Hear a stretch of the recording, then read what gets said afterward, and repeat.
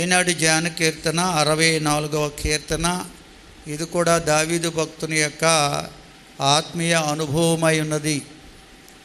ఈ కీర్తనలో 6వ వచనం వరకు దుష్టుడైన సైతాను మనకి విరోధులుగా అనేక మందిని రేపి ఏ విధంగా బాధిస్తాడో వేధిస్తాడో 6వ వచనం వరకు తెలియజేశాడు భక్తుడు. 7 నుంచి 10 వచనాల వరకు మరి దేవునికి అప్పగించుకున్న వారి పట్ల దేవుడు ఏ విధంగా సహాయం చేస్తాడో కూడా ఆ కిందన 7 నుంచి 10వ వచనం వరకు తెలియపరచబడింది. అంటే మనకు శత్రువైన సైతాన్ లోకములో ఉన్నాడు. వాడు మన మీదకి అనేక మందిని విరోధులను రేపుతాడు. సమాజం నుంచి కావచ్చు, సంఘములోంచి కావచ్చు, మన కుటుంబంలోంచే కావచ్చు. అనేక మంది విరోధులను మన మీద రేపి మనల్ని బాధిస్తాడు, వేధిస్తాడు, అవమానపరచడానికి, కృంగదీయడానికి ప్రయత్నిస్తూ ఉంటాడు. కనుక అది మనం ఎరిగిన వారమైతే నిత్యము కూడా దేవునికి అప్పగించుకొని మనం జీవించాలటండి.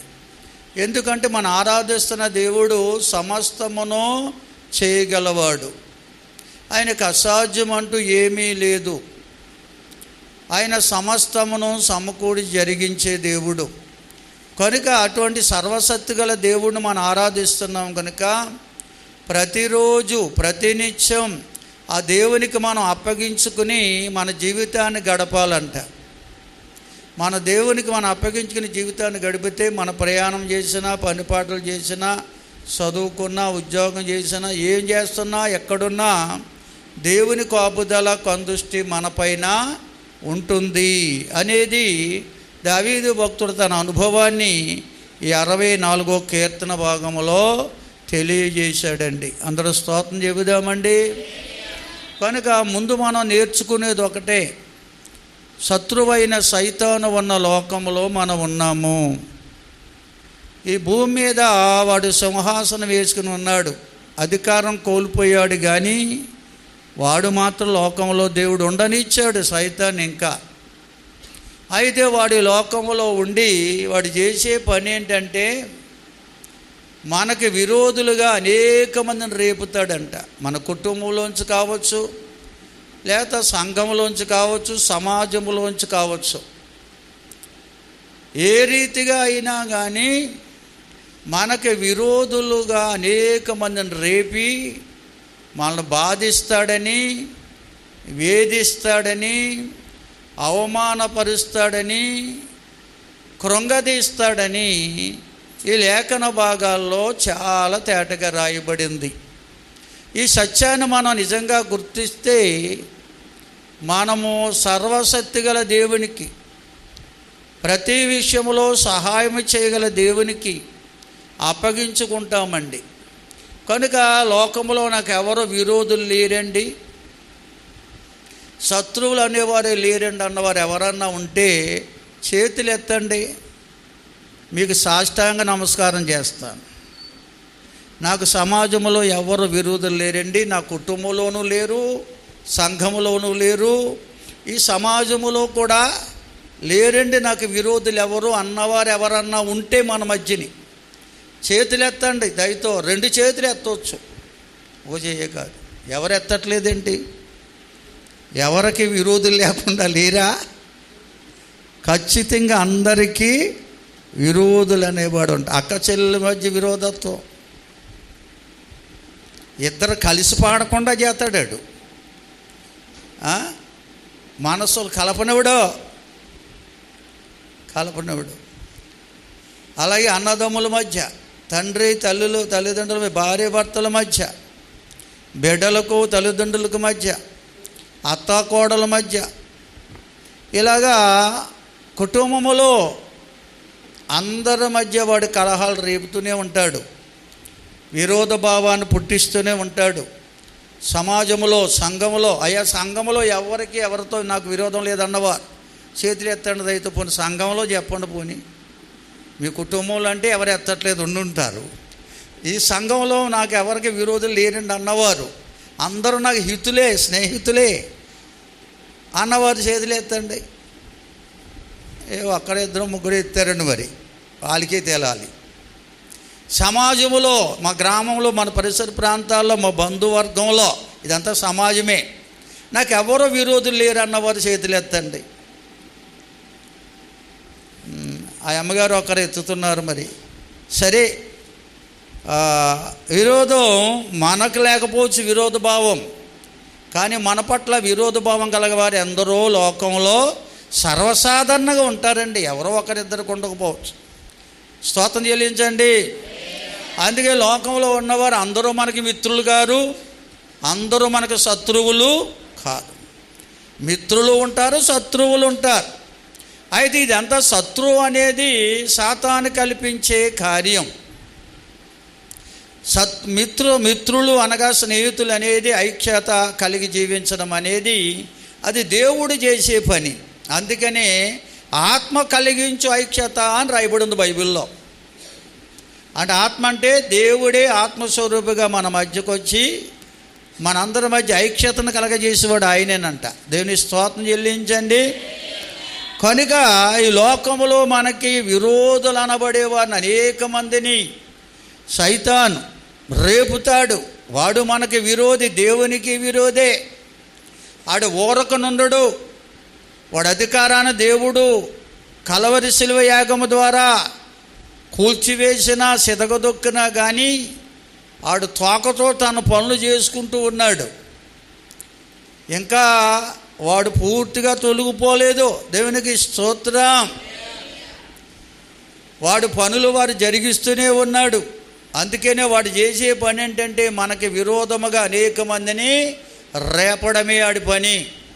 కుటుంబంలోంచి కావచ్చు, సంఘంలోంచి కావచ్చు, సమాజంలోంచి కావచ్చు, ఏదో రీతిగా వాడు మనకి విరోధులను లేపి మనల్ని బాధిస్తాడు, వేధిస్తాడు, అవమానపరుచుతూ మనల్ని కృంగదీయడానికి వాడు ప్రయత్నము చేస్తాడు. దేవునికి స్తోత్రం. 7వ వచనంలో మాటను చదవండి. అదే కీర్తన 7వ వచనంలో ఏంటంట? దేవుడు బాణముతో వాడిని కొట్టును. ఏంటండి? వారు ఆకస్మికంగా గాయపరచబడుదురు, వారు కూలెదరు, వారు కూలుటకు వారు నాలికే కారణం. వారిని చూసిన వారందరూ తల ఊచుదురు.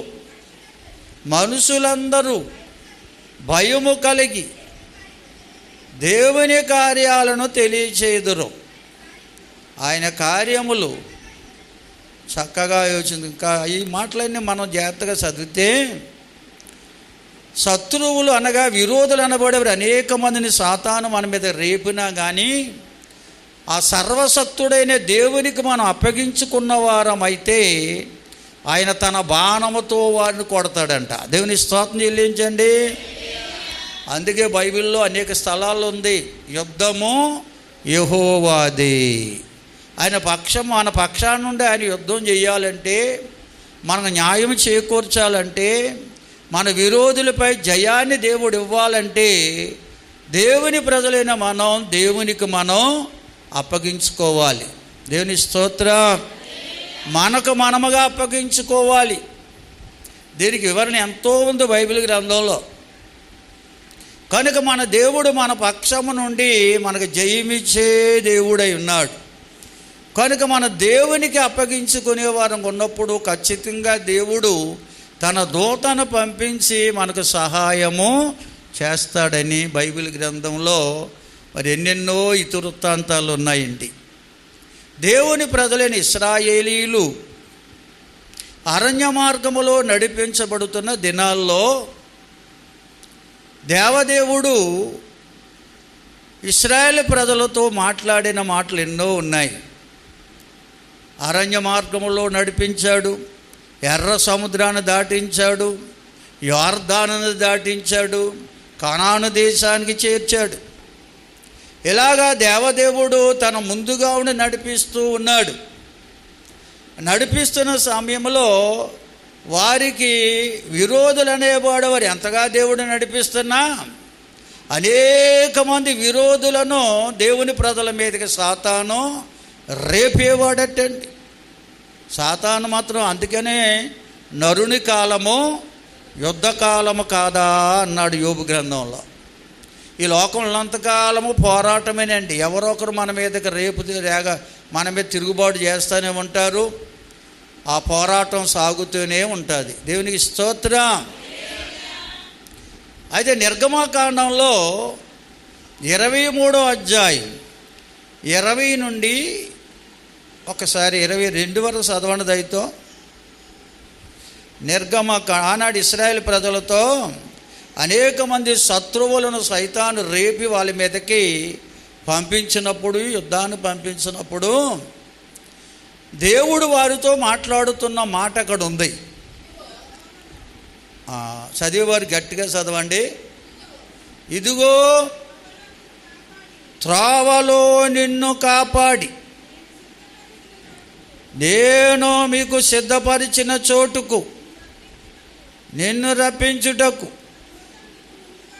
ఒక దూతను నీకు ముందుగా పంపుచున్నాను. ఆయన సన్నిధిని జాగ్రత్తగా ఉండి ఆయన మాట వినవలెను. ఆయనకి కోపాన్ని రేపొద్దు. మీ అతిక్రమాలను ఆయన పరిహరించడు. నా నామము ఆయనకున్నది. అయితే నీవు ఆయన మాటను జాగ్రత్తగా విని నేను చెప్పినది యావత్తు చేసిన ఎడల నేను నీ శత్రువులకు శత్రువును, నీ విరోధులకు విరోధునైయుందును. అందరూ స్తోత్రం చెబుతారా? హల్లెలూయా. దేవుడు అక్కడ ఇశ్రాయేలు ప్రజలతో మాట్లాడుతూ నీవు నీవు నీవు అని ఏకవచనంతో సంబోధిస్తున్నాడు ఆయన. దేవుని ప్రజలు అనేవారు అందరిని ఒకే ఒక ఏకవచనంతో దేవుడు సంబోధిస్తాడని. మీరు అండు నీవు. దేవుని స్తోత్రం. దేవుని ప్రజలు, దేవుళ్ళు ప్రజలా, దేవుని ప్రజలా మాట్లాడరేంటి? మనం దేవుని చెల్లించండి అందరూ. అందుకే ఏకవచనములో దేవుడు సంబోధిస్తుంటాడు. దేవుడు తన ప్రజలందరినీ ఒకే రీతిగా చూస్తాడండి, ఎంతమంది ఉన్నా. ఈ చెప్పుతా అంటాడు, ఇదిగో మీ చుట్టూ అనేక మంది శత్రువ సైన్యం మీ మీద తిరుగుబాటు చేస్తున్నారు, విరోధులుగా లేపుతున్నాడు సాతాను, నాకు తెలుసు. అయితే మీకు ముందుగా నేను ఒక దూతను పంపిస్తాను. అతను కోపం రేపకండి, ఎందుకంటే ఆయన చెప్పిన ప్రకారంగా మీరు నడుచుకోండి. ఆయన మీ అతిక్రమాన్ని పరిహరించడు. నా నామము అతనికి ఇవ్వబడ్డాది. ఎలాగా? దేవుని దూతని. దేవుని స్తోత్రం చెల్లించండి. దేవుడే దేవుని పేరు. దేవుని స్తోత్రం చెల్లించండి అందరూ. కనుక అతడు దేవుని దూతగా ఉంటాడు, నా పేరుతో ఉంటాడు. అతడు చెప్పిన ప్రకారంగా మీరు నడుచుకుంటే మీ శత్రువులకు నేను శత్రువుగా మారిపోతాను, మీ విరోధులకు నేను విరోధినైపోతాను. హల్లెలూయా. అంటే మీ శత్రువులే నా శత్రువులు, మీకు విరోధముగా రేగిన వారందరూ నేను విరోధులుగా వారిని భావించి వారి మీద యుద్ధం చేస్తాను. దేవుని స్తోత్రం. వారితో నేను పోరాడుతాను. హల్లెలూయా. మనం చేసేది ఏమిటంటే దేవుని దూత చెప్పినట్లుగా మనం నడుచుకోవాలండి. ఈవేళ దేవుని దూత అనే పేరు దైవ సేవకులకు ఉంది. క్రీస్తు శకంలో ఒక చోట పౌలు భక్తుడు అంటాడు సంఘంతో, మీరందరూ దేవుని వ్యవసాయమై ఉన్నారు, మేమైతే దేవుని జత పనివారము అంటాడు. అంటే దేవునితో కలిసి పనిచేసేవారం. దేవుని దూతలు అంటే దైవ సేవకులు. ఇప్పుడు స్తోత్రం చెల్లింతారు అందరూ. దైవ సేవకులు చెప్పినట్లుగా మనం నడుచుకుంటే దేవుడట మన శత్రువులకు శత్రువు, మన విరోధులకు విరోధై ఉంటాడట. వారిపై మనకు జయమిస్తాడట. నమ్మిన వారు స్తోత్రం చెల్లుతారా? బిగ్గరగా దేవుని స్తుతిందామండి. హల్లెలూయా, హల్లెలూయా.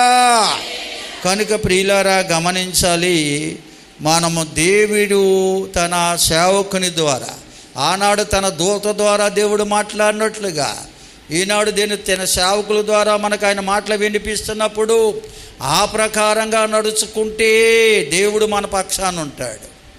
మన శత్రువుకు శత్రువుగా ఉంటాడు, మన విరోధులకు విరోధులుగా ఉండి మనకు జయమిస్తాడు. హల్లెలూయా.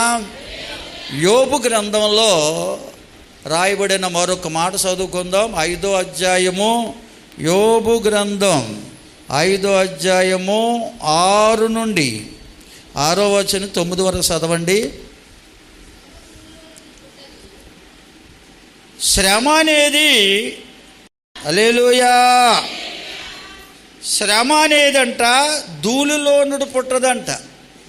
మన చుట్టూ ఉన్నటువంటి ఆ ధూళి, ఆ బురదల్లోంచి శ్రమ రాదు. శ్రమ అనేది మనకి విరోధైన సాతాను కల్పించేది. మరోటి అంటాడు, బాధ అనేది భూమిలో నుండి మొలవదు. బాధ భూమి మనల్ని బాధించదండి, బాధలకు గురి చేయదండి. చాలామంది అనుకుంటారు, ఈ స్థలమేలో ఉన్నంతకాలమో ఈ బాధ మాకు తప్పదేమో, నేనున్న ఈ స్థలంలో వాస్తు మంచిది కాదేమో, అందుకే నేను అభివృద్ధి చెందట్లేదు, అన్నీ బాధలే అన్నీ కష్టాలని వేదాంతులు సిద్ధాంతుల వద్దకు వెళ్ళి వారు బాధ చెప్పుకుంటే వారు ఇంకా బాధ పెట్టేస్తారు. నువ్వున్న స్థలం వాస్తు మంచిది కాదు, నీ ఇల్లు వాస్తు మంచిది కాదు, కొన్ని లక్షలు ఖర్చు పెట్టింతాడు మళ్ళీ అప్పు చేసి, కానీ బాధ తీరుతుందా? తీరుతుంది. బాధ మనం ఉన్న స్థలంలోంచి మనకు వచ్చేది కాదండి, అది దుష్టుడైన సాతాను మనకి కల్పించే వాటిని బట్టి వస్తుంది బాధ. దేని స్తోత్రం, అదే చెప్పబడింది ఇక్కడ. హల్లెలూయా. బాధ భూమిలో నుంచి మొలవదు, నిప్పురవ్వలు పైకెగిరినట్లు నరులు శ్రమానుభవానికి పుట్టుచున్నారు. లోకములు మనం పుట్టినప్పటి నుంచి సాతాను మనపై కన్నేస్తాడంట. ఏ విధంగా శ్రమ పెడదామా, జలుబో దగ్గో ఏదో ఒకటి మనకు కలగజేస్తుంటాడంటాడు. వాడు శ్రమ పెడతానుంటాడు, బాధిస్తూనే ఉంటాడు. అది నిప్పురు రవ్వలాంటివంట, ఆ ఎగుసు పడుతూనే ఉంటాయి. హల్లెలూయా. దాన్ని సాతాను యొక్క అగ్ని బాణాలు అని రాశాడు మరొక చోట. స్తోత్రం చెబుదామండి. మన పుట్టినప్పటి నుంచి వాడు చేసే పని అదే, బాధించడమే, వేధించడమే. హల్లెలూయా. అయితే నేను దేవుణ్ణి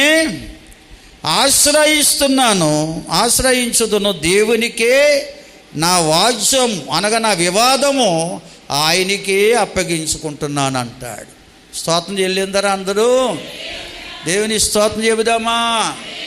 మన వివాదాన్ని తీర్చేవాడు దేవుడే, మన బాధలు తొలగించేవాడు దేవుడే. కనుక ప్రియులరా, ఈ శ్రమల నుండి విడిపించేవాడు దేవుడే. కనుక మనం దేవునికి అప్పగించుకోవాలి. దేవునికి అప్పగించుకుంటే దేవుడు ఖచ్చితంగా సహాయము చేస్తాడు. ఎందుకంటే ఆయన ఆశ్రయించే వారిని ఆయన ఆదుకునే దేవుడండి. దేవుని స్తోత్రం. హల్లెలూయా.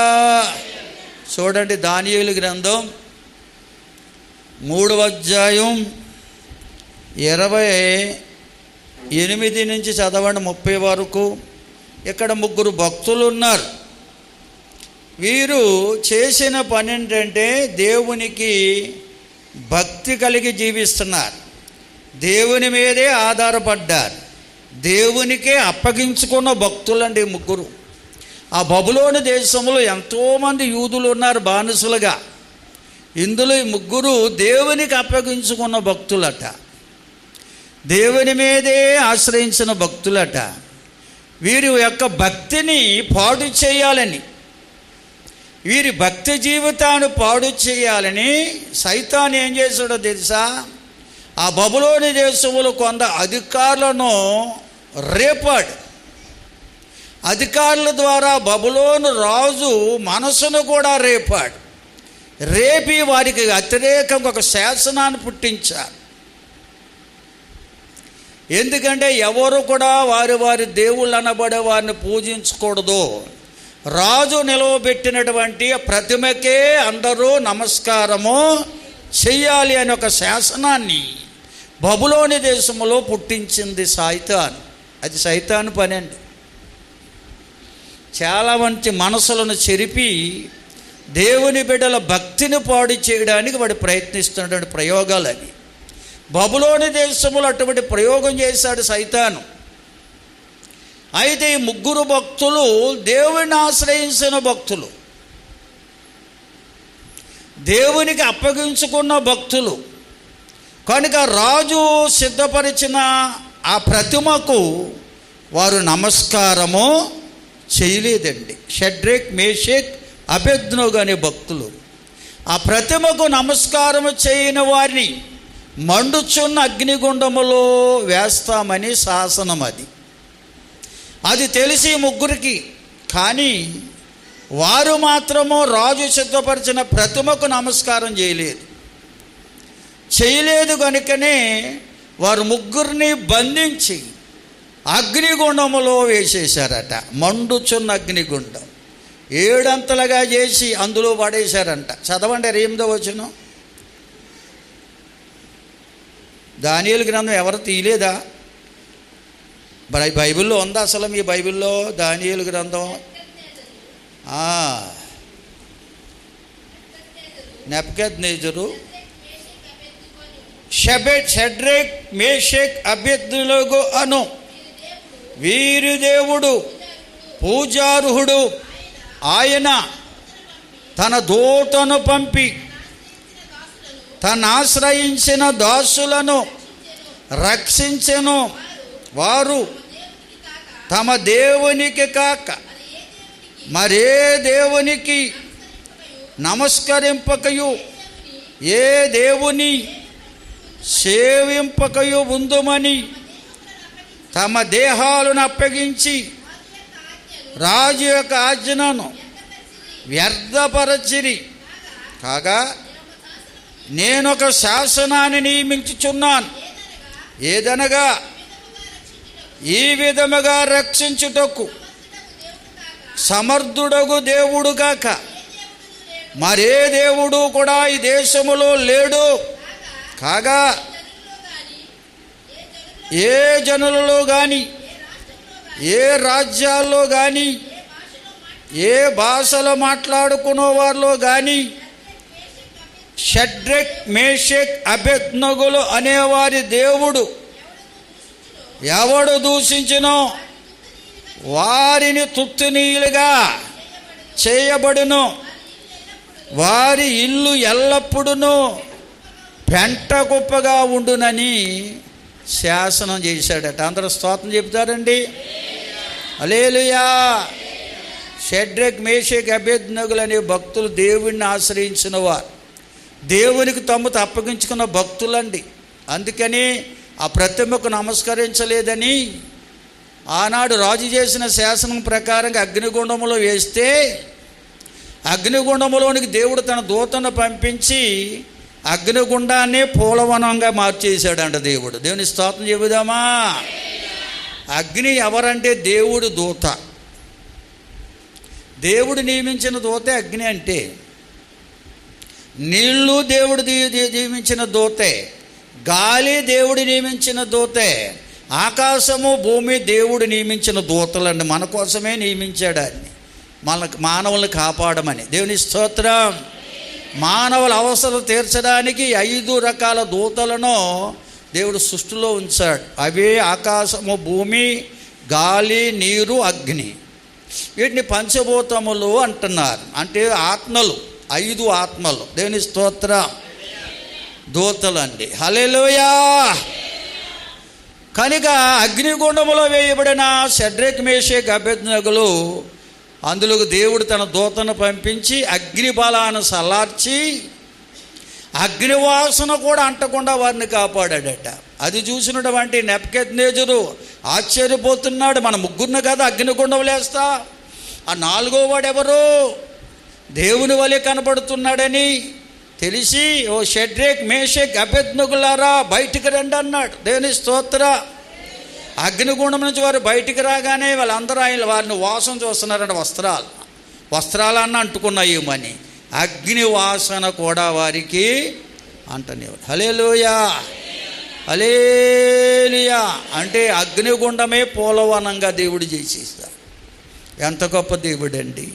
నిజంగా దేవునికి అప్పగించుకుంటే దేవుడు చేయలేని కార్యాలంటూ ఏమీ లేవు. అది చూసినటువంటి నెబుకద్నెజరు ఆ దేశమంతటికి కూడా ప్రకటన చేస్తున్నాడు, శాసనం చేసి, షడ్రక్ మేషక్ అబేద్నెగో లాంటి దేవుడు మరొకడు ఎవడో కూడా దేశంలోని లోకంలోనూ లేడు.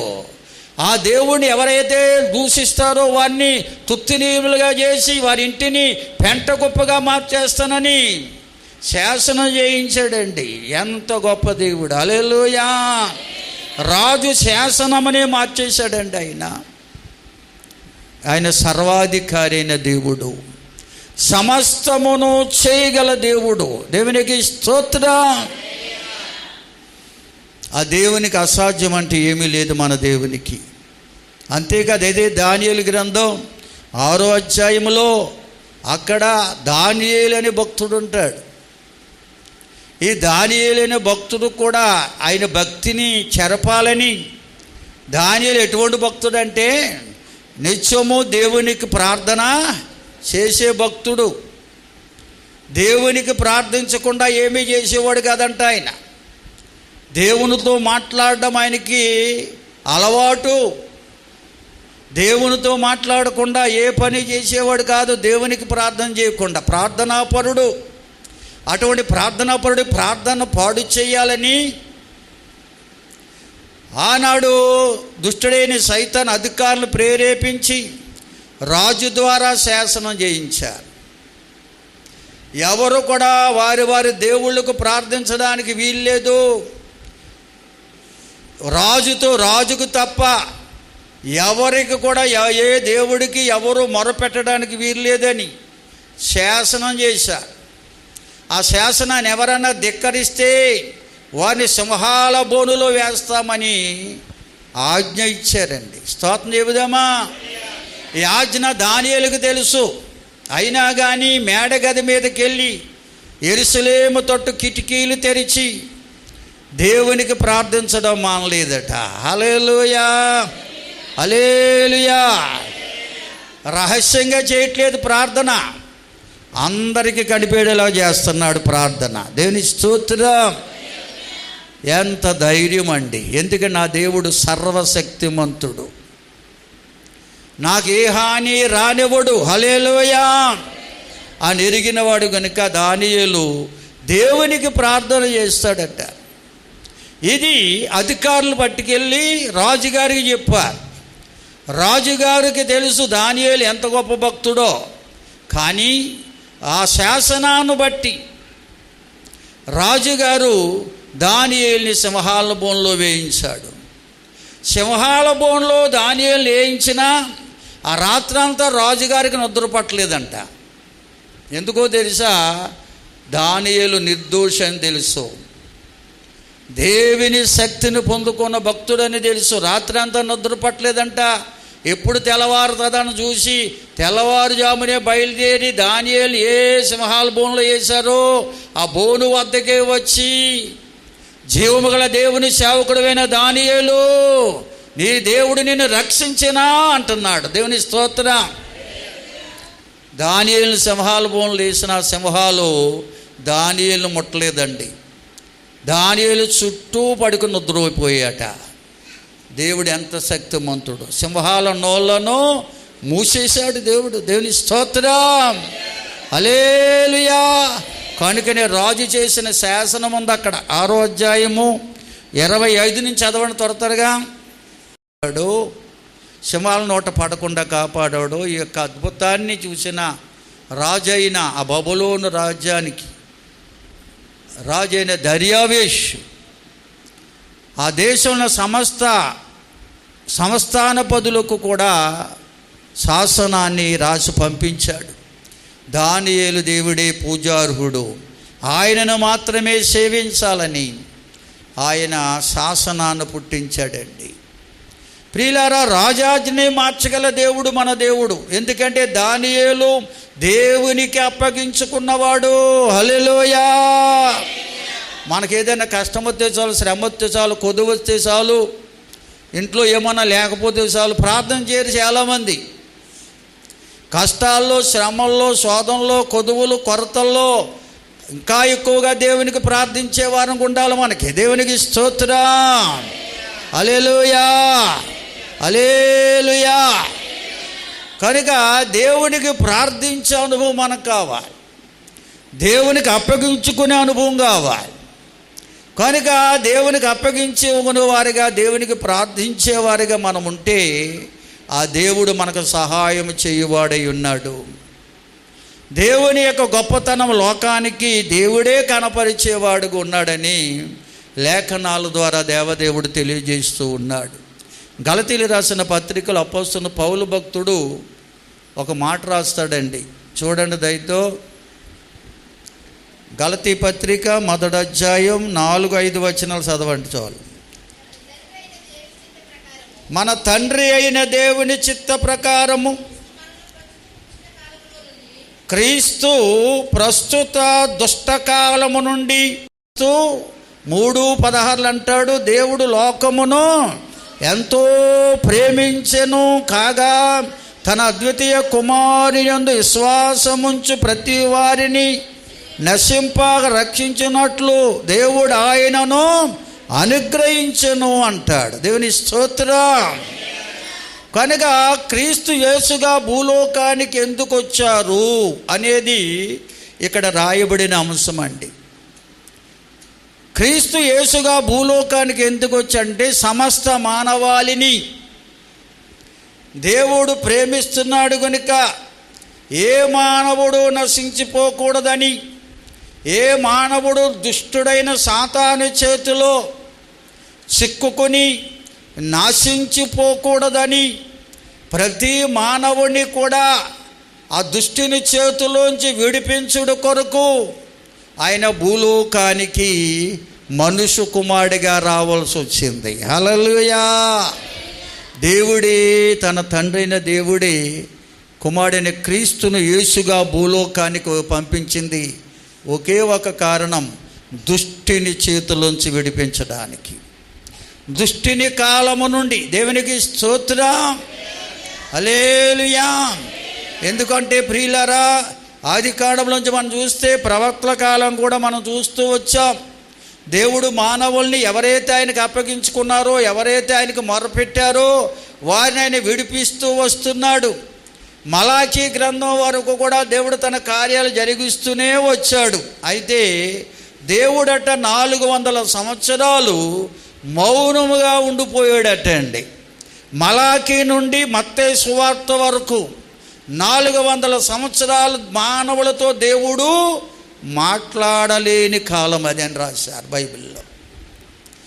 దేవుడు మౌనమైపోయి ఉండిపోయాడంట. ఎందుకంటే దుష్టుడైన సైతానికి అప్పగించాడంట వీళ్ళని. ప్రవక్తలు ఎంతమందిని పంపించినా, ఎంతమంది ప్రవక్తలు మానవాళ్ళని గద్దించినా, దేవుని వైపు మళ్లించడానికి వాడు ప్రయత్నించినా, అనేక మంది దేవుని మాట వినకుండా ప్రవక్తలను కూడా హింసించి బాధించి మరణానికి అప్పగించారని దేవుని కోపం మానవులపై రగలడం వల్ల 400 సంవత్సరాలు దేవుడు మానవులతో మాట్లాడడం మానేశాడు. తన దూతలను పంపడం మానేశాడు. మలాకి నుండి మత్తయి వరకు 400 సంవత్సరాలు గ్యాప్ అయిపోయింది. ఈ 400 సంవత్సరాల్లో దుష్టుడైన సైతాను కాలం అన్నారు, దుష్టుని కాలం అన్నారు దాన్ని. సైతాను కాలం వాడు విజృంభించేశాడండి. అనేక మందిని, యుగ పురుషులను మహనీయులుగా నిలబెట్టాడు. యుగ పురుషులను, బలవంతులను అద్భుత కార్యాల వారి ద్వారా జరిగించి, అనేకమైన కార్యాలు జరిగించి మహానుభావులుగా, మహనీయులుగా నిలబెట్టి మానవుల చేత వారిని పూజింపజేశాడు. కనుక మధ్యలో వచ్చిన దేవుడు అందరూ రాలేదు. అంటే దుష్టుడంట ఎప్పుడైతే దేవుడు మౌనం అయిపోయాడో, మానవులపై కోపగించి ఆయన ఎప్పుడైతే మౌనం అయిపోయి దూతలు పంపడం మానేశాడో, ఆకాశ మండలంలో సంచరిస్తున్న దురాత్మలన్నీ ఎక్కడికి వచ్చేసాయి? భూలోకానికి వచ్చేసాయండి. దుష్టుడైన సైతాను కోట్లాది దేవదూతలను, దురాత్మల సమూహాన్ని భూమి మీదకి తీసుకొచ్చేసాడు. వాళ్ళందరినీ ఒక్కొక్కరిని ఒక దేవుడిగా నిలిపేశాడు. అందుకని లోకం ఎక్కడ చూసినా దాన్ని దుష్టుని కాలము అన్నారండి. దుష్టుని కాలం. మనం అప్పుడు ఉన్నాం, ఎక్కడ ఉన్నామంటే దుష్టుని కాలంలో ఉన్నాం. దుష్టుడైన సైతానును పూజించే కాలం. కొన్ని ఏరియాలో చూడండి.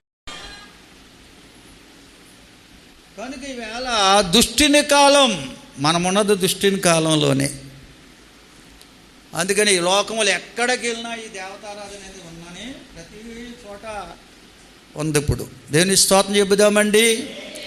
కనుక యేసయ్య ఎందుకు భూలోకానికి వచ్చాడంటే లోకమంతా దుష్టునితో నింపబడింది, దురాత్మల సమూహముతో నింపబడింది. దురాత్మల సమూహాన్ని పూజించేవారిగా మానవులు మారిపోయారు. కనుక మానవులందరూ నాశనానికి నడిపిస్తున్నాయి దురాత్మలు. అటువంటి దురాత్మల చేతిలోంచి విడిపించుట కొరకు ఎందరో ప్రవక్తలు చేసిన ప్రార్థనా ప్రతిఫలంగా క్రీస్తు యేసుగా భూలోకానికి రావాల్సి వచ్చింది 2024 సంవత్సరాల క్రితం. దేవుని స్తోత్రం. 2024 సంవత్సరాల క్రితం రావాల్సి వచ్చింది ఆయన ఆదియు అంతము లేని దేవుడు. మనకు పుట్టినరోజు ఉంది, చచ్చిపోయిన రోజు ఉంది. మాట్లాడలేదు వీళ్ళు ఎవరో, సాగుంటే భయం. జనదినం ఉంది, జన్మదినం ఉంది, మరణదినం ఉంది మనకి. కానీ యేసయ్యకి లేవండి. ఆయన ఆదియు అంతము లేనివాడు. అందుకనే బైబిల్లో ఏ రోజు ఆయన భూలోకంలో పుట్టాడో రాయలేదు. అసలు స్తోత్రం చెబుదమ్మా. తారీఖు లేదు. ఆయన కలవరి శిలువలో మరణించి సమాధిగా తిరిగి లేచిన తర్వాత ఈ లోకపు క్యాలెండర్ ముద్రించబడిందండి. క్రీస్తు పూర్వం, క్రీస్తు శకమని. ఆయన మరణించి తిరిగి లేచే వరకు యేసే క్రీస్తు అని లోకానికి తెలియదు. హల్లెలూయా. ఆయన మరణించి తిరిగి లేచిన తరువాత ఆయన క్రీస్తుని, దేవుడని, అభిషక్తుడని లోకానికి అర్థమైంది. కనుక క్రీస్తు పూర్వం, క్రీస్తు శకం అని ఏ పుస్తకంలో చూసినా రాయబడి ఉంటుంది. హిందువుల పుస్తకం, ఏ మతస్థుల పుస్తకం చూడండి, క్రీస్తు పూర్వం, క్రీస్తు శకం అంటే అర్థం ఏంటంటే, క్రీస్తు శకం అంటే ఎప్పటి నుంచి వచ్చిందంటే ఆయన మరణించి తిరిగి లేచిన నాటి నుంచేనండి. స్తోత్రం చెబుదామండి.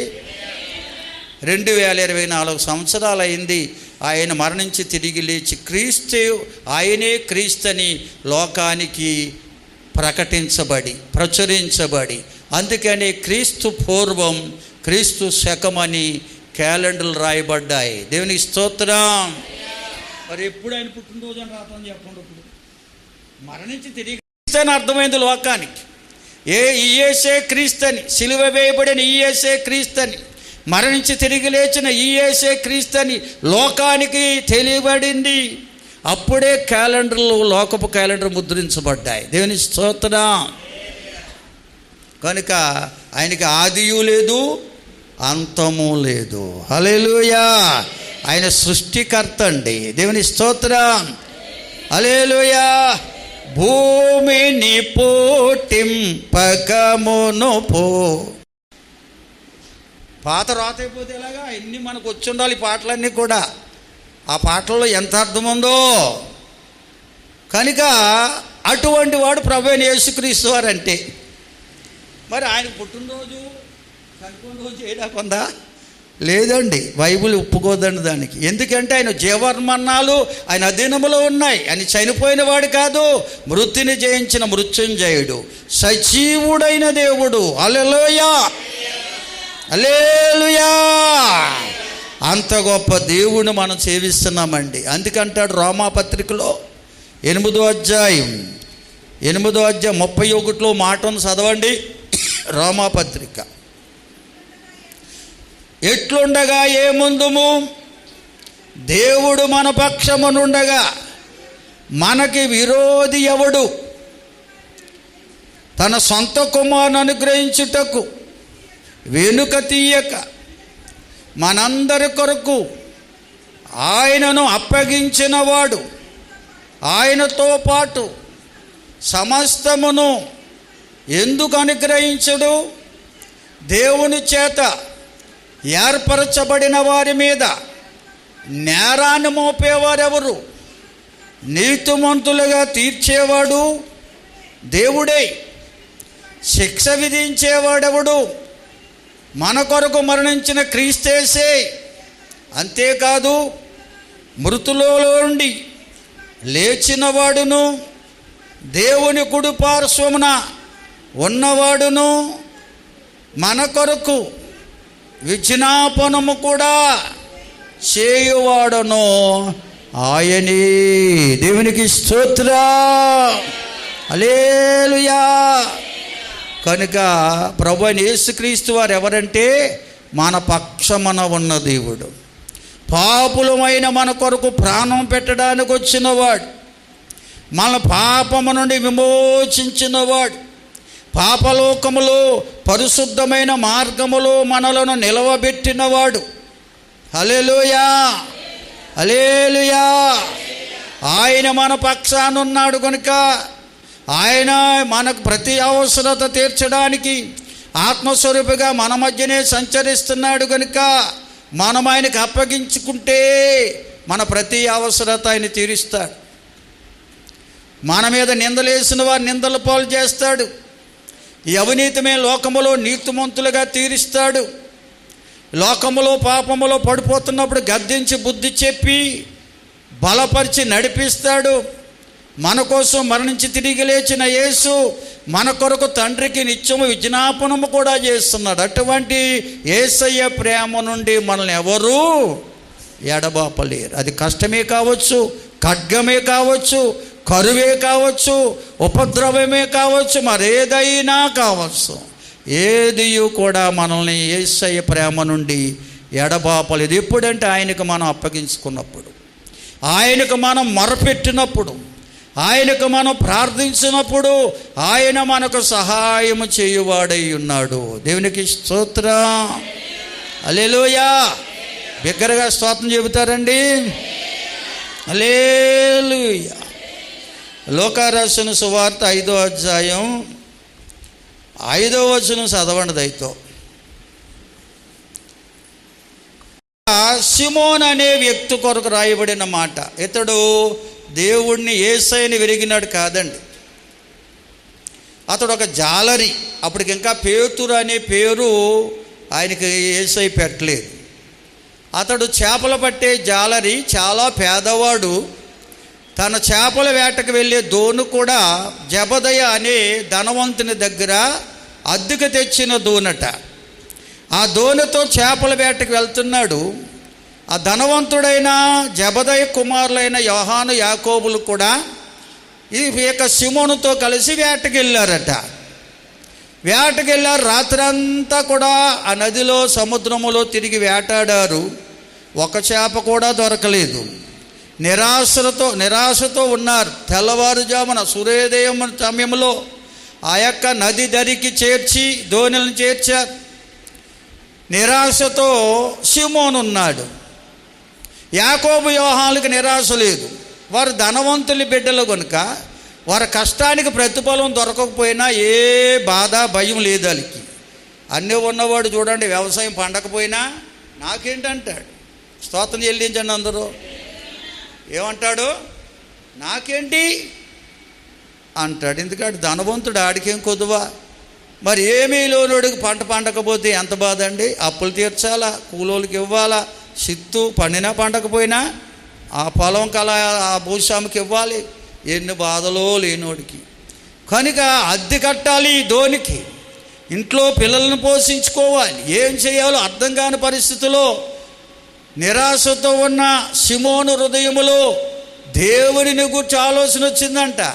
నేను ఎంత నిపుణత గల జాలర్నే, ఎటువంటి స్థలమైన చేపలు పట్టే నిపుణత నేను పొందుకున్నాను, కానీ ఏంటి ఈ రాత్రి అంతా తిరిగిన ఓ చేప కూడా దొరకలేదు. ప్రయాసపడినా దేవుడు తప్ప ఎవరూ నా అవసరత తీర్చలేరు అనే మనసుతో వలకడుకుంటున్నాడంట. యేసయ్య ఎవరంటే అందరి హృదయాలను ఎరిగినవాడు.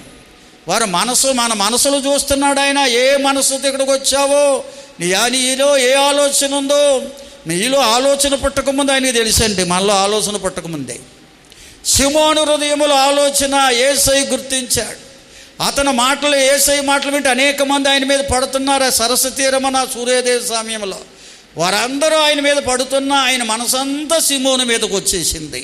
దోణి వద్దను కారణం ఏంటంటే దేవుడు తప్ప ఎవరు నాకు సహాయం చేయలేరే మనసుతో ఉన్నాడు కనుక సిమోను వద్దకే వచ్చాడు. సిమోనుతోనే మాట్లాడుతున్నాడు. దోణి కొంచెం నీళ్ళలో త్రొయ్యి అన్నాడు. త్రొయ్యిగా యేసయ్య సిమోని వెంటనే త్రోసాడంటే మారు మాట్లాడకుండా. యేసు మాట అంత గొప్పదండి. ఎప్పుడే దోణి మీద ఎక్కి కూర్చుని అక్కడ సిమోనుతో, జెబెదయి కుమారులతో, యేసయ్యతో వచ్చిన అందరితో ఆయన మాట్లాడుతున్నప్పుడు ఆ మాటలు సిమోను హృదయాన్ని కదిలించాయి. అతడు మనసు పెట్టాడండి యేసయ్య మాటల మీద. కనుకని సిమోను హృదయంలో వేదన తొలగిపోయింది, కలవరం తొలగిపోయింది, ఎనలేని ధైర్యం వచ్చేసిందండి. ఎప్పుడైతే ఆ ధైర్యం ఆయనలోకి వచ్చిందో, యేసు మాట మీద ఎప్పుడు లక్ష్యం ఉంచాడో అప్పుడు యేసయ్య అన్నాడు, ఇప్పుడు దోణెలను లోతుకి నడిపించి వలలు వేసి చేపలు పట్టుకోండి అన్నాడు.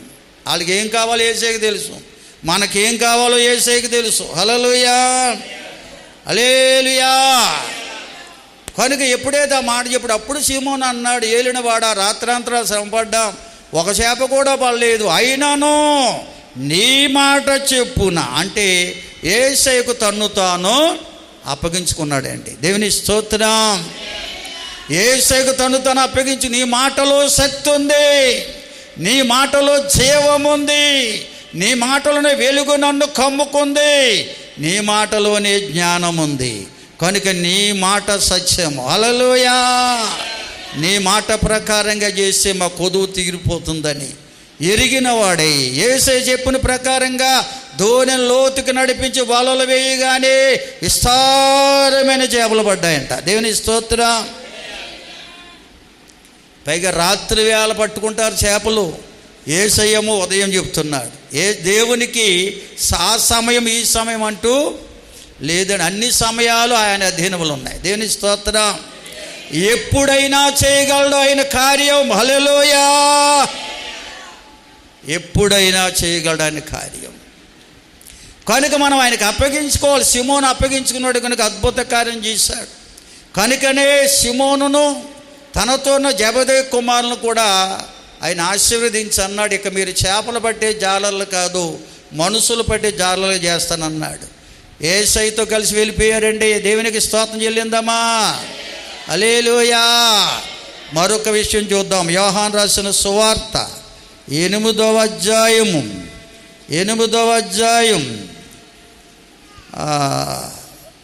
9-10 వచనాలు చదువుకుందామండి. 11 వరకు చదవండి. ధర్మశాస్త్రం అండి, దేవుడిచ్చింది కాదు, మోషే గారు నియమించారు. దేవుని ధర్మశాస్త్రం వేరు, మోషే నియమించిన ధర్మశాస్త్రం వేరు. దేవుని స్తోత్రం. ఆనాడు ఇశ్రాయేలు ప్రజలకు మోషే గారు ఒక ధర్మశాస్త్రాన్ని నియమించారు, ఎన్నో నియమాలు పెట్టాడు వారికి. కనుక ఆ ధర్మశాస్త్ర ప్రకారంగా, మోషే నియమించిన ధర్మశాస్త్ర ప్రకారంగా రాయబడింది అక్కడ. అందుకనే ఆ ప్రకారంగా స్త్రీని పట్టుకుని తీసుకొచ్చారు. యేసయ్య ఒక దేవాలయంలో ఉన్నారు. ఆయన వంగి నేల మీద ఏదో రాసుకుంటున్నారట. వచ్చి, బోధకుడా, ఏమి పాపం చేస్తూ పట్టబడింది, మోషే ధర్మశాస్త్రం చెప్తుంది రాళ్లతో కొట్టి చంపమని, మీరేం చెప్తారు అని అడిగారంట. ఎప్పుడైతే ఈ మాట అడిగారో యేసు ప్రభువారు మళ్ళా నేల మీద వంగి రాసుకుంటూ ఉన్నాడు. మళ్ళీ అడుగుతున్నారు. అప్పుడు తలపైకి ఎత్తి అన్నారు, మీలో ఎవరైనా పాపము లేని వారు ఉంటే మొదటగా ఆమె మీద రాయి వేయండి అని చెప్పి మళ్ళా తల ఉంచుకుని రాసుకున్నారట.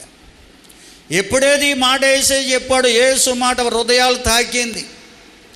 పశ్చాత్తాపడ్డారు, మనస్సాక్షి చేత గద్దించబడ్డారు. అక్కడకు చిన్న బిడ్డలకు పెద్దవారి వరకు వచ్చారు. ప్రతి ఒక్కరి చేతిలో రాళ్లను అక్కడే విడిచిపెట్టి అందరూ వెళ్ళిపోయారంట బయటికి. దేవుని స్తోత్రం. అందరూ వెళ్ళిపోయారండి. ఎందుకంటే ఎవడో పాపము లేనివాడు లేడు. అందుకే అన్నాడు, మనుషులందరూ పాపం ఏ భేదము లేదు, అందరూ పాపము చేసి దేవుని అనుగ్రహించిన మహిమను పొందలేకపోతున్నారని. వచ్చిన వారు ఎవరిలో పాపము లేనివాడు ఒక్కడూ లేడు. కనుక అందరూ కూడా ఆమెను శిక్షించకుండా వెళ్ళిపోయారంట. పాపిని శిక్షించాలంటే పాపం లేనివాడు కావాలి. పాపము లేనివాడు యేసు ఒక్కడే కనుక ఆయన ఒక్కడే నిలిచాడు అక్కడ. అంతవరకు కూడా ఆమె మోకరించి యేసయ్య ఎదుట మోకరించిన ఆమె, మొరపెట్టిన ఆమె లేచి నిలబడిందంట. అంటే ఆ యేసయ్యకి అప్పగించుకుంది. హల్లెలూయా. లేచి నిలబడిందంట. మధ్యలో ఆమెను చూశాడు. అమ్మా నేను ఎవరూ శిక్షించలేదన్నాడు. ఎవరూ లేదయ్యా అంది. నేను కూడా నిన్ను శిక్షించను, ఇక మీదట నువ్వు పాపము చేయొద్దని ఆమెతో చెప్పాడట. అందరూ స్తోత్రం చెల్లించండి. హల్లెలూయా. కనుక యేసయ్యకు మొరపెట్టేవారముగా, యేసయ్యకు అప్పగించుకునే వారనుకుంటే ఎటువంటి క్లిష్టమైన పరిస్థితుల్లోంచైనా యేసయ్య మనలను విడిపించగల సమర్థుడు, శక్తిమంతుడు. దేని స్తోత్రం. హల్లెలూయా, హల్లెలూయా అని మనం గ్రహించాలండి. చివరగా మరొక సంభవాన్ని చూసి మనం ప్రార్థనలోకి వెళ్దాం. అపోస్తుల కార్యాలు 16 అధ్యాయం 25, 26 చదువుకుందామండి. ఇక్కడ పౌలు, శీల అనే భక్తులు ఉన్నారు. వీరు దేవునికి, ప్రభువుకి అప్పగించుకున్నవారు, నిత్యము ప్రభువుకే మొరపెట్టే అనుభవం గలవారు. కనుకనే వారికి భయంకరమైన శోధన ఎదురైంది. వారు ఏ నేరము చేయకపోయినా పుతోననే దయ్యం పడిన స్త్రీని దయ్యబారి నుంచి విడిపించిన పాపానికి ఆ విడిపించారనే నేరం వీరి మీద మోపి అధికారులకు అప్పగించారు ఆమె ఇంటివారు. ఆనాడు ధర్మశాస్త్ర శిక్షాస్మృతి ప్రకారం ఎవరి మీదన్నా నేరం మోపితే వారిని ఒకటి తక్కువ 40 కొరడా దెబ్బలు కొట్టాలి. ఆ రీతిగా పౌలు గారిని ఒకటి తక్కువ 40 కొరడా దెబ్బలు కొట్టి, శీల గారిని కూడా ఒకటి తక్కువ 40 కొరడా దెబ్బలు కొట్టి, ఆ రక్తచిత్తమైన శరీరంతో ఉన్న వాళ్ళను తీసుకెళ్ళి ఖైదీలు ఉన్న, నేరస్తులున్న జైల్లో వేశారట. కాళ్ళకు బొండలు బిగించారంట. చెరసాలకు ఒక కావలివాడి నాయకుడిని పెట్టారట. అయితే ఆ భయంకరమైన వేదనలో కూడా ఏ నేరము చేయకుండా నేరస్తులుగా మార్చబడ్డారు. వారు ఆ చెరసాలలో ఉండి దేవునికి మొరపెడుతున్నారు, దేవునికి అప్పగించుకున్నారు. కనుకనే పాటలు పాడుతున్నారు, ప్రార్థన చేస్తూ ఉన్నారు. అర్ధరాత్రి వరకు పాడుతూనే ఉన్నారు, పాటలు పాడుతూనే ఉన్నారు, ప్రార్థన చేస్తూనే ఉన్నారు. దేవుని మహిమ ఆ చెరసాల మీదకి దిగి వచ్చింది. దేవుని స్తోత్రం. వారు పాడే పాటలు, చేసే ప్రార్థన ఆ నేరస్తులు, ఖైదీలందరూ వింటున్నారటండి. ఎప్పుడైతే దేవుని మహిమ చెరసాల మీద దిగి వచ్చిందో చెరసాల తలుపులు తెరవబడ్డాయి. ఆ చెరసాలలో ఉన్న వారందరూ కూడా బంధకాల బండలన్నీ కూడా తెంచబడ్డాయి. దేవుని మహిమ ఎంత గొప్పదో చూడండి. దేవునికి స్తోత్రం. కనుక మనం దేవునికి అప్పగించుకునే వారంగా, ఆ దేవునికి ప్రార్థించే వారంగా ఉంటే దుష్టుడైన సైతాన్ ఎంతమందిని మనకు విరోధంగా లేపినా, ఎన్ని భయంకరమైనటువంటి శ్రమలు మన జీవితంలో పంపించిన, ప్రతి విధమైన శ్రమ నుంచి, ప్రతి విధమైన విరోధుల చేతిలోంచి మనల్ని విడిపించి రక్షించగల దేవుడు మన ప్రభు అయిన యేసుక్రీస్తు వారు. కనుక మనం ఆయనకు అప్పగించుకోవాలి. ఆయన మన పక్షమునున్న దేవుడు అండి. అందుకే రోమాపత్రిక 12వ అధ్యాయం 1-2 వచనాలు ఈ మాట రాయబడి ఉంది. దయతో చదవండి, ప్రార్థన చేసుకుందాం. మనం దేవునికి అప్పగించుకునే వారం ఉండాలి.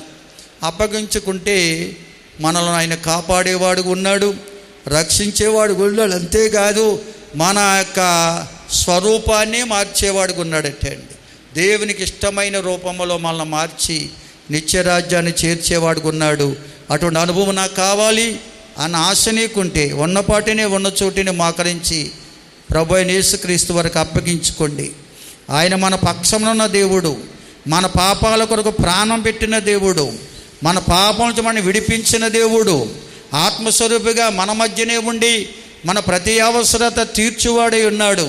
నిందలు తొలగించేవాడిగా, నీతిమంతులుగా తీర్చేవాడిగా, లోకములో పాపములో పడిపోకుండా గద్దించి బుద్ధి చెప్పి లేవనెత్తేవాడిగా, మన కోసం నిత్యము తండ్రికి విజ్ఞాపనము చేసేవాడుగా ఉన్నాడు.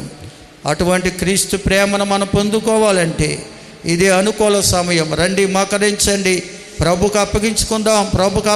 ఉన్నతుడా, సకల ఆశీర్వాదాలకు కారణభూతుడైన మా పరలోకపు తండ్రి, మీకే వందనాలు, స్తోత్రాలు, స్తుతులు అర్పిస్తూ ఉన్నాం. ఇది ఆరాధనలో మీ సన్నిధి నుంచినందుకు వందనాలనైనా. మీరే మాతో సూటిగా మాట్లాడి బలపరిచినందుకు వందనాలు. ఎందరైతే విని విశ్వసించారో, ఎంతమంది అయితే నీ వైపు తిరిగి ప్రార్థిస్తున్నారో, ఎంతమంది అయితే తాముగా మీకు అప్పగించుకున్నారు, వారందరినీ కృపతో అభిషేకించునైనా, నీ కృపతో బలపరుచునైనా. అయా, మీ సహాయం వారికి దయచేయమని వేడుకుంటున్నాం. తండ్రి, నీకు వందనాలు. నువ్వు మమ్మల్ని విడిచిపెట్టే దేవుడు కాదు, నిన్ను ఆశ్రయించేవారిని ఆదుకునే దేవుడు, ఆశీర్వదించే దేవుడు అని అయా గుర్తెరిగే మనసు ప్రతి ఒక్కరికి ఇవ్వండి. వచ్చిన ప్రతి ఒక్కరిని దీవించండి. తెచ్చిన ప్రతి కానుక అంగీకరించండి. నూరంతల ప్రతిఫలం వారికి దయచేయనైనా.